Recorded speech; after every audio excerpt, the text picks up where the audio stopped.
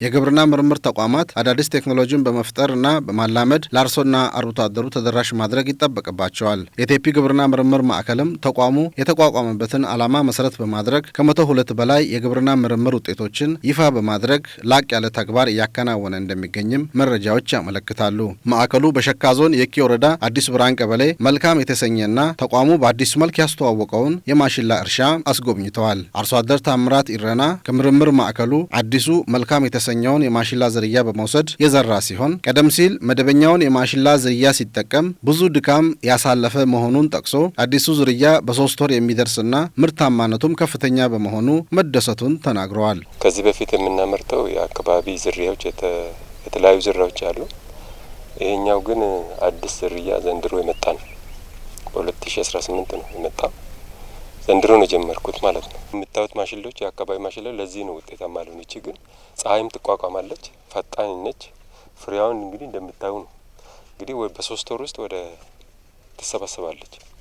ይሄ በጣም ልዩነት አለው ብዬ ነው የምገምተው። ሌላኛው አርሶ አደር ጉዲና ቶልሻ ከአርሶ አደር ታምራት ኢረና ጋር ኩታ ገጠም እርሻ ቢኖራቸውም ከአዲሱ የማሽላ ዝርያ ይልቅ ነባሩን በመዝራታቸው አሁን የሰብሉን የምርት አያያዝ ሲታይ በመቆጨት በቀጣይ አዲሱን ዝርያ ለመጠቀም እርሳቸውም ይሁን ሌሎች አርሶ አደሮች ፍላጎት እንዳላቸውም ተናግረዋል። ልዩነት አለው፣ በጣም ልዩነት አለው። የተሻለ ምርት ይገኛል የሚል ግምት አለኝ እንደኔ። ስለዚህ የምርት አቅርቦቱ ካለ ለነገም የተሻለ ነገር እናገኝበታል ብዬ ተስፋ አለኝ።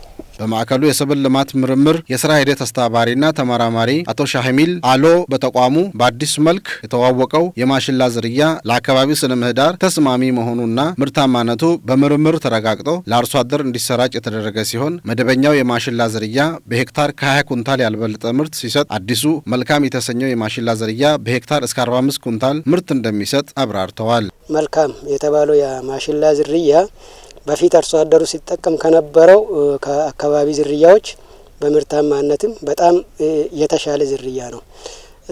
በቴፒ አካባቢ ምርታማነቱ በሄክታር ከ40 እስከ 45 ኩንታል በሄክታር የመስጠት አቅም ያለው ዝርያ ነው። ተመራማሪው አክለው አዲሱ የማሽላ ዝርያ ምርታማና በ3 ወር ጊዜ ውስጥ የሚደርስ በመሆኑ ለአርሶ አደሩ ተጨማሪ እድል ነው ብለዋል።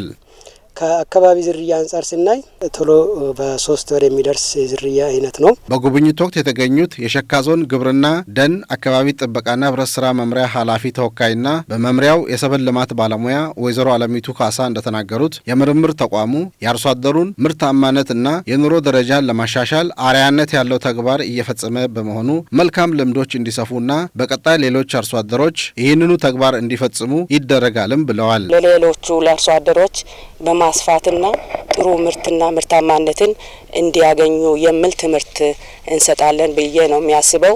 የቴፒ ግብርና ምርምር ማዕከል ዋና ዳይሬክተር ዶክተር ደረጀ ቱሉ ተቋሙ ዓላማ ተኮር በመሆን ከ102 በላይ የግብርና ምርምር ውጤቶችን ያከናወነ ሲሆን በተግባር ተፈትሸው ውጤት ያመጡ ናቸውም ነው ያሉት። እስካሁን ያው እስከ ወደ 102 የሚሆኑ የቴክኖሎጂ አይነቶቹ ከቴፒ ግብርና ምርምር ወጥቷል። ቴፒ ግብርና ምርምር ይሄ ብቻ ሳይሆን እነዚህ እንግዲህ ዝርያ ስንለው ስነ ምህዳሩ ተስማሚ የሆኑ ምርታማነቱ የተረጋገጡ ነው ወደ አርሶ አደሩን ይዘን የምንወጣ ማለት ነው። ተቋሙ ውጤታማ የሆኑ የምርምር ስራዎችን በማስፋት አርሶና አርብቶ አደሩን ተጠቃሚ ለማድረግ በቀጣይ ይበልጥ ይሰራልም ብለዋል።